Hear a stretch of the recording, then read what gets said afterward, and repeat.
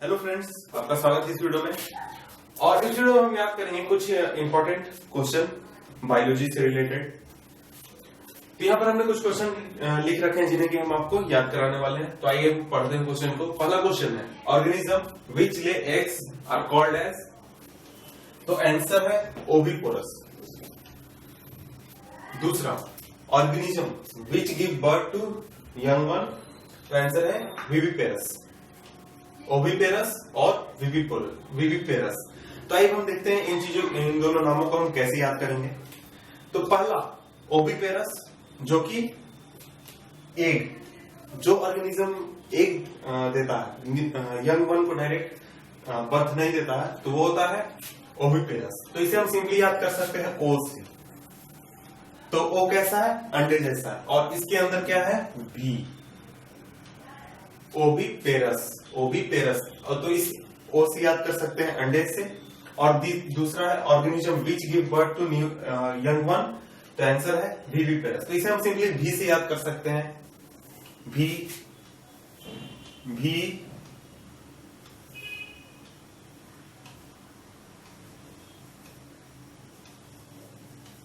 तो क्या है? ये यंग वन है। तो यहाँ देख सकते हैं इसके 2 हाथ हैं, 2 पैर हैं और ये बहुत हंस रहा है। तो इसे हम सिंपली भी से याद कर सकते हैं। वैसा ऑर्गेनिज्म जो डायरेक्ट यंग वन को जन्म देता है वो होगा विविपेरस। और जो ऑर्गेनिज्म एग्स देता है वो होगा ओविपेरस। तो ओ से ओविपेरस और भी से विविपेरस। तो देख सकते हैं भी हमने किस तरह से लिखा, भी, दूसरा भी, और ये क्या है?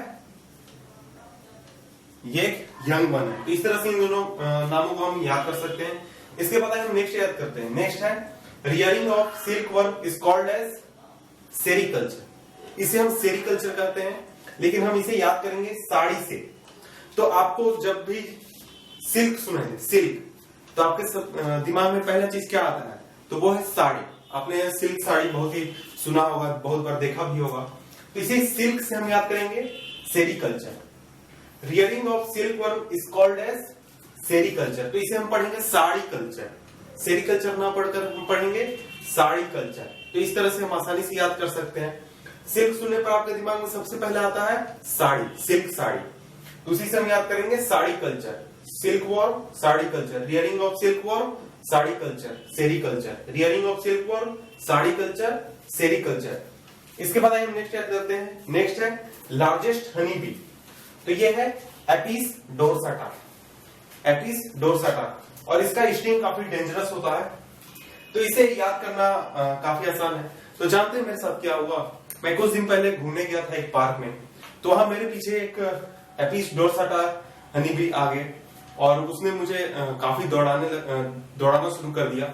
और मैं भागते भागते जब अपने घर में आया तो देखा कि वो एपिस डोरसाटा इतना बड़ा था कि वो मेरे घर के अंदर भी नहीं आ पा रहा था, क्योंकि वो मेरे घर के डोर से भी बड़ा था। तो आप जानते हैं हमारे घरों में डोर 7-7 फुट के होते हैं, फिर भी वो डोर के अंदर नहीं आने पा रहा था। तो इसे हम डोर से हम याद कर लेंगे एपिस डोरसाटा। वो क्या होता है? Largest honey bee. Largest honey bee Apis dorsata. तो इसे हम याद कर रहे हैं डोर से। तो मेरा जब वो पीछा कर रहा था एपिस डोरसाटा, तो वो बेचारा इतना बड़ा था कि वो डोर के अंदर भी नहीं आने पाया और वो बाहर ही बेचारा टकराते टकराते कोशिश करते करते अंदर आने का और वहीं दम तोड़ दिया, मर गया।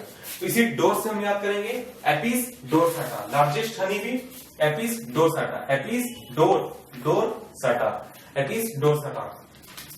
इसके बाद नेक्स्ट है स्मॉल साइज हनी बी या फिर स्मॉलेस्ट हनी बी।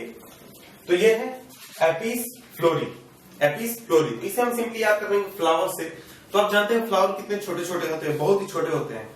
और ये जो एपिस फ्लोरी है ये इतने छोटे होते हैं कि वो उस फ्लावर में भी घुस जाते हैं। तो इसी से हम याद कर लेंगे एपिस फ्लोरी। एपिस फ्लोरी को हम याद करेंगे फ्लावर से और एपिस डोरसाटा को हम याद करेंगे डोर से, कि वो इतने बड़े होते हैं कि वो डोर में भी नहीं आने पाते। मेरा पीछा करा था कुछ दिन पहले और वो मेरे घर के डोर के अंदर भी नहीं आने पाया। तो इस तरह से हम इन दोनों को याद कर सकते हैं। तो ये था हमारा वीडियो जीवन साइंस पर पार्ट 13। आपसे मिलते हैं हम नेक्स्ट वीडियो में। Good bye.